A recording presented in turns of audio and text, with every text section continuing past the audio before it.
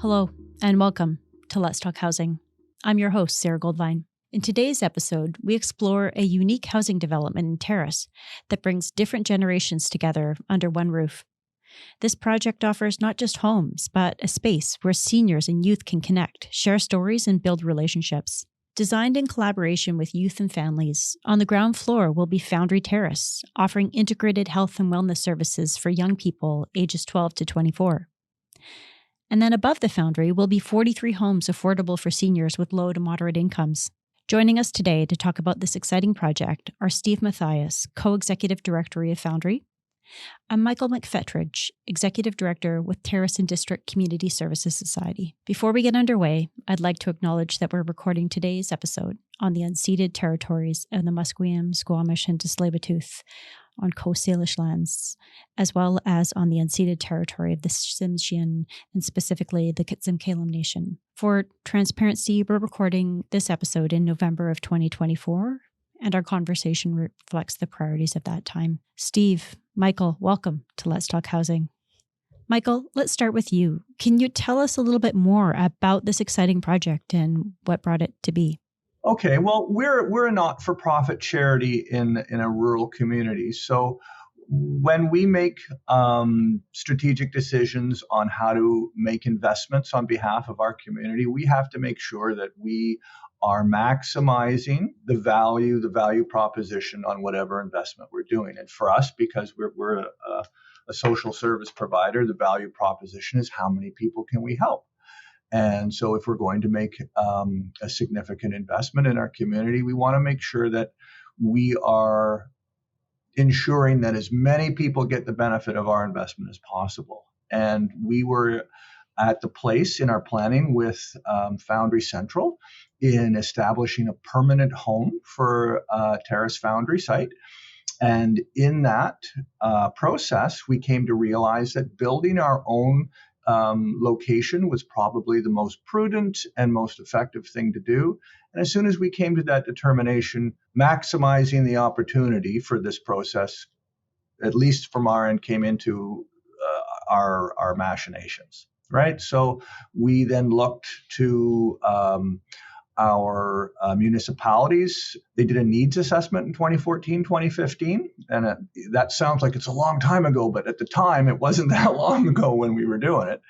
We reached back and we looked to see what the Terrace municipality found. And obviously, seniors and youth are the two largest groups of people that were identified in their needs assessment. And so we tried to figure out a way to use our resource to bring benefit to both groups of people, with the primary focus on bringing a Foundry Central permanent home. That was the primary driver, but the secondary was who else can we help along the way.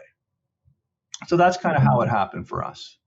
Yeah, that's great, Michael. So Steve, would love to bring you in here. So we, obviously Foundry operates centers right across the province, and this is a pretty unique model.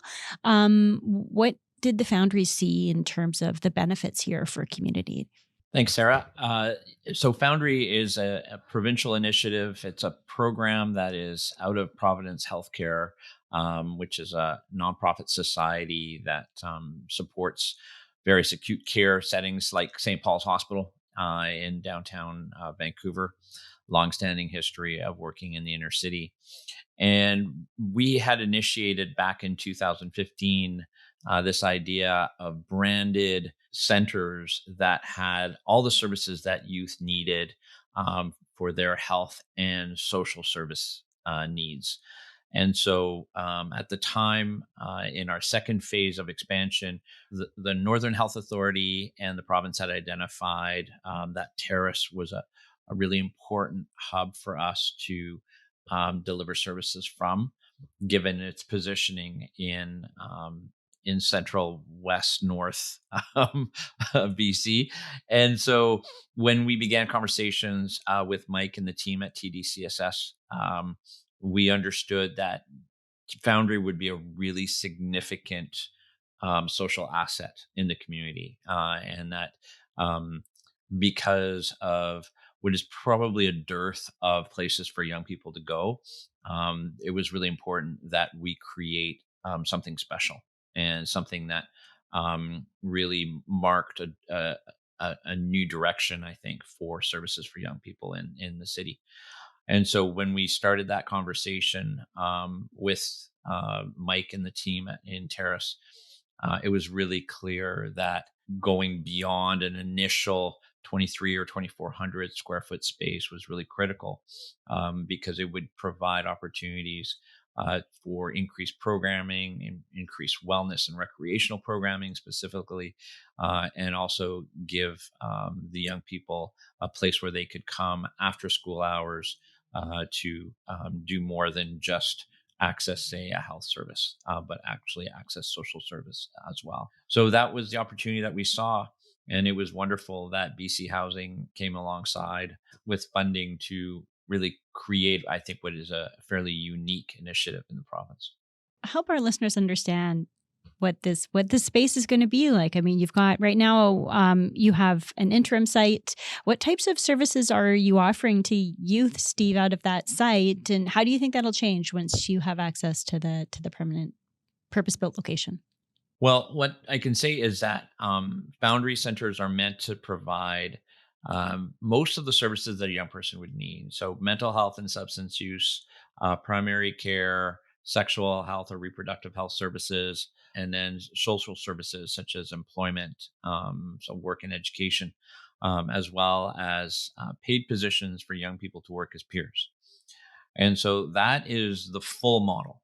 That is the full model. And that's what we are able to do in spaces that are typically 6 to 8,000 square feet. Terrace has a smaller space right now because it's roughly, I think, Mike, about 2,300 square feet, if I recall. But maybe, Mike, you can talk about what the services are currently being offered. Well, we're a full fidelity site, Steve. I mean, that's one of the great things that I think that our teams together have managed to pull off is with a much smaller site. It's an interim site. It's about 3,000, 3,500 square feet altogether.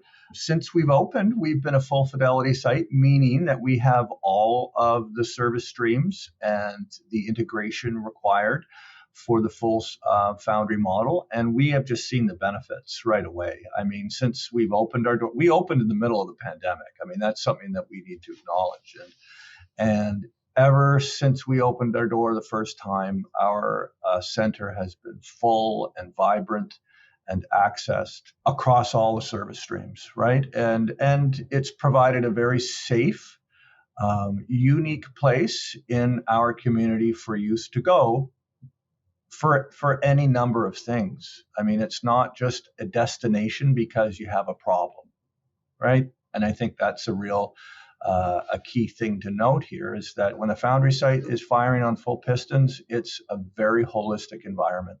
And having youth come in for any number of reasons, even social, even just a plain social connection with someone that they feel safe with, that they feel connected with, and that they can have that basic connection with someone in a safe environment.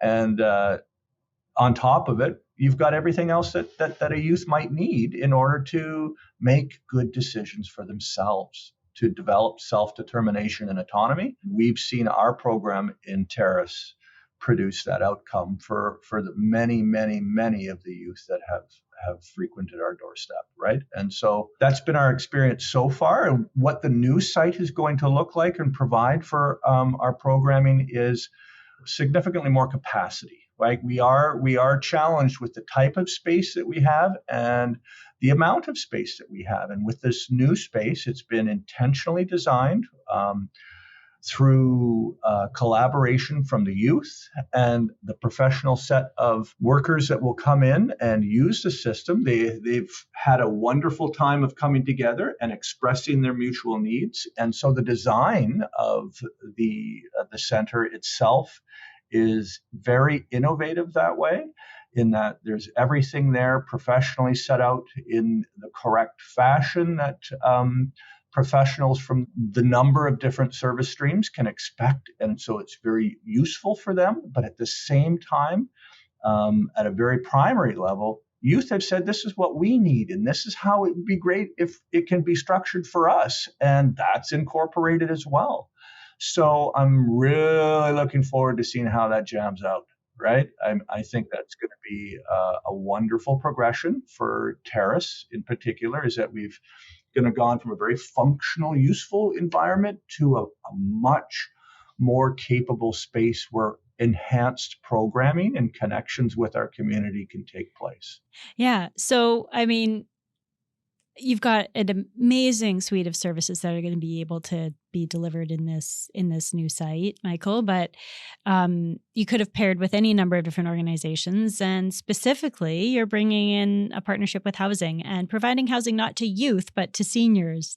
Can you tell us more about why you think it's important to pair the services in community within a building that offers housing and housing for seniors? Well, Sarah, I'm going to preface my response with saying I'm going to be careful with this answer, but I think this is a natural extension, and I'm really hopeful that BC Housing, now that they've had some experience in working with other, I want to use the term public body, but let's just with another organization with a different kind of mandate. I'm hoping that there's been a wonderful connection of like-minded people at higher level. I know that Foundry has definitely seen the partnership potential with BC Housing, and I'm really hoping, as an outsider, as the recipient of the beneficence of public bodies, I really hope that BC Housing sees the synergy and the effectiveness of pairing and partnering with organizations like Foundry Central and not-for-profits in the community,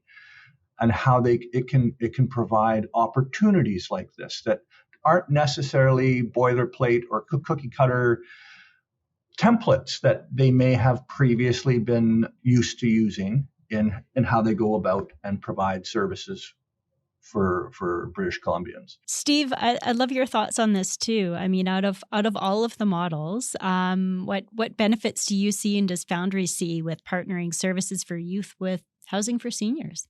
Why is that important? I think it's important for a multitude of reasons. One, we know with Foundry, we're looking for permanent homes that are really intended to become social assets and social amenities, and sometimes that can be a challenge when you're dealing with landlords and you're dealing with potentially short lease options. It seems like every building in BC is scheduled for demolition at some point in the next 5 to 10 years. So it's not always easy to find a long-term partner. And we also know that this is the Foundry model is something that government, the province, is committed to for more than just this generation. So finding permanent homes, ones that really are designed with young people in mind, are critical and ideal. So when an opportunity like this comes along and we're looking at the possibility of being on the ground floor of a housing site, the housing site is going to be important as a place to draw folks to, as we've alluded to.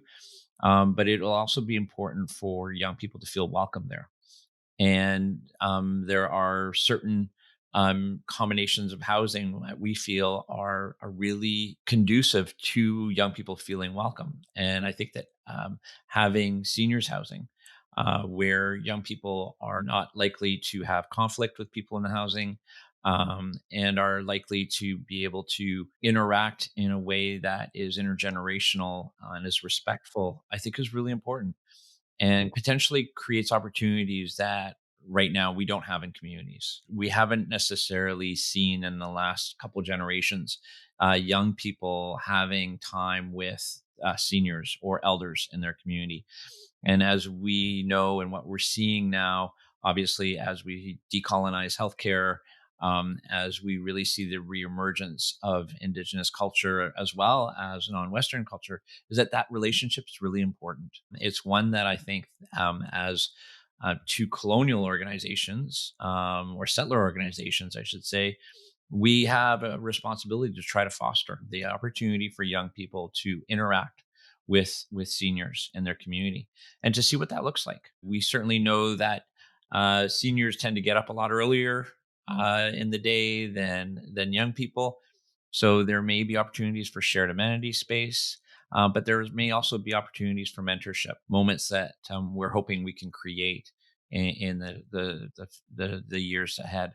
So I think that's what we saw as an opportunity. We've seen another project in Squamish where the bottom floor is Foundry Squamish or Foundry Sea to Sky, and the other levels is low income housing, and that seems to be working well. So family housing, and that seems to be working well also. So we're curious to see what this model looks like as it rolls out. Yeah, I mean, there's some beautiful opportunities there for youth to feel really connected to a broader community and to be able to learn from and connect with elders directly on site as part of an integrated community.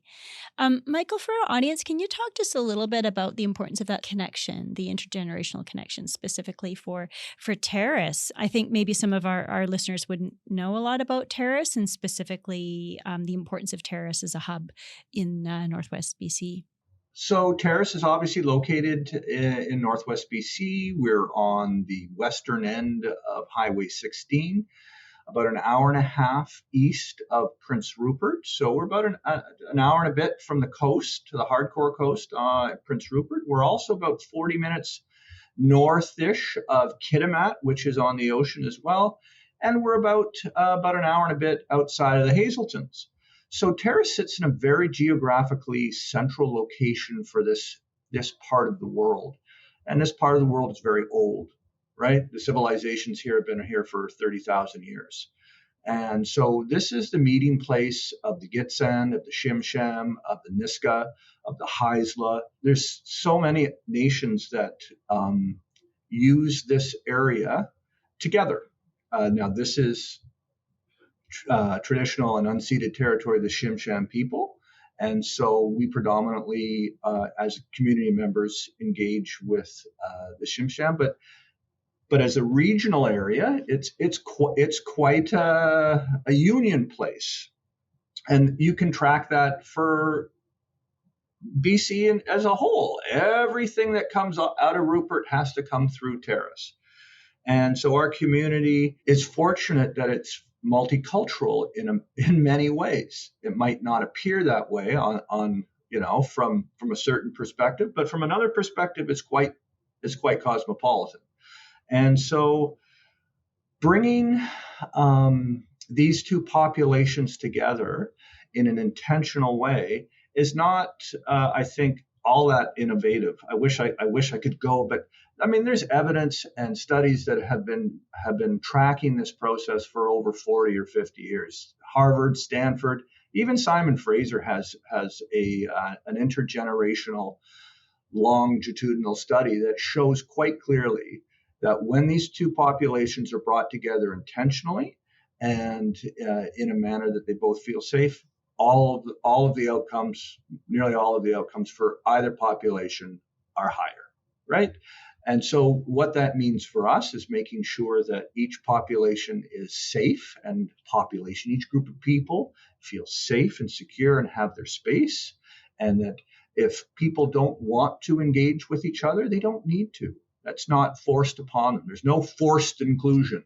However, there will invariably be groups of people from either of these groups that want to connect. And it will be our job to make sure that we find an intentional, safe way for the wisdom and the benefits, those enormous benefits of having people who have experienced the vicissitudes of life and have been able to get through it, share how they do that with people who are just starting out on the journey, and for them to feel value from each other, right? And so that's our intention, that's our goal, that's how it happened here, in that we have some real strong need for seniors housing in our community. Our co-op has a 10-year waiting list.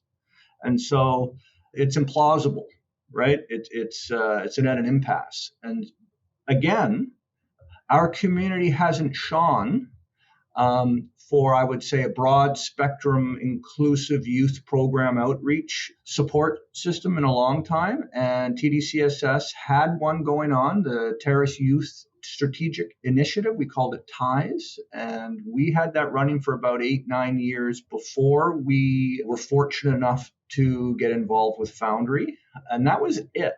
So we've known for some time that youth services, senior services, there's real need in each of these areas, and bringing them together in this manner is based on evidence, based on need, and I know that the benefits, the outcomes will be better and higher for each group, and so we're committed, right? TDCSS as a community-led organization, this is why we're here, so we're in.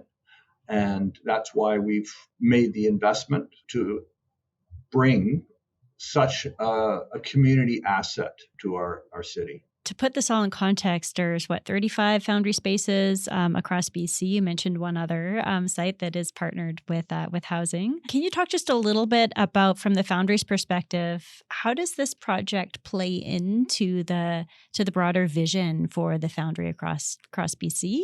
And what do you see as the future, considering this project as part of the mix? So thanks, Sarah. So right now we have 17 centers open, and we're working with another 18 communities to identify spaces for their Foundry centers so that we can open 35 by 2027, 2028. So what we are really curious about in this second partnership is what opportunities in the future may there be with other similar buildings or other similar initiatives, and whether or not, because we're looking for spaces in large urban centers and more rural communities. That's fantastic. Michael, I'd like to wrap by asking you to look ahead, right? So short, just outside of your window, or maybe it's outside of your door, you've got a building under construction right now. Of course, this place isn't open yet.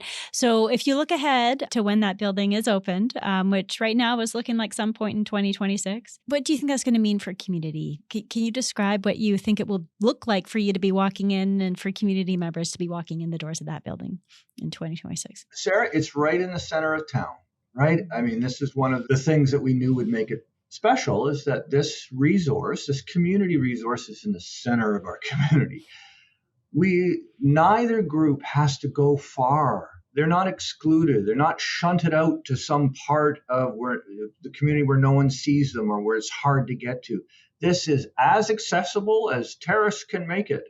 And so this is a legacy resource, right? I mean, I bored Steve and his team. Oh my goodness, this was going to be such an incredible, long-standing generations, and that's what it's going to be. I mean, the youth who are using our services now and whose lives are becoming positively impacted by all of the positive things that happen at a Foundry, they very may well end up living on top of that house, that building, when it's their turn. And to be able to give somebody in your community that kind of continuity of care, continuity of belonging, connection to the heart of their community, that makes me feel good. I can go to bed at night. I mean, it's just such a significant win for Terrace, and the whole community was behind it. Our municipality, local politicians, and community leaders saw how valuable something like this would be, and I know that in the years to come, it will just continue to be a source and a place of safety and positive energy, for lack of a better term. Sorry, I wish I could make it sound like super fantastic, but in essence, that's what it is. It's just this enormous, incredible resource that will be able to bring positive outcomes for a whole spectrum of life cycle, right? I mean, that's a positive thing. It's not just for this part of your life or that part of your life or for people who are doing this. It's for everybody. And the more that we can incorporate that into our wellness models, holistic, integrated connection, I would love to see a Foundry BC model for senior citizens. That's what I see this building, this asset is, that's what we're hoping it's going to do, is to show the way for our province that we can do this, and that this model has applications everywhere.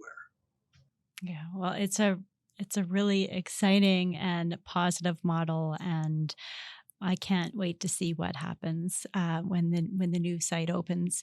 Steve, Michael, thank you so much for joining us on the podcast today. Let's talk again soon. To learn more about BC Housing, including how to apply for subsidized housing in British Columbia, visit bchousing.org. You can also find us on Facebook, Instagram, LinkedIn, and X. If you enjoyed this episode, give us a rating. This will help others find Let's Talk Housing and join the conversation.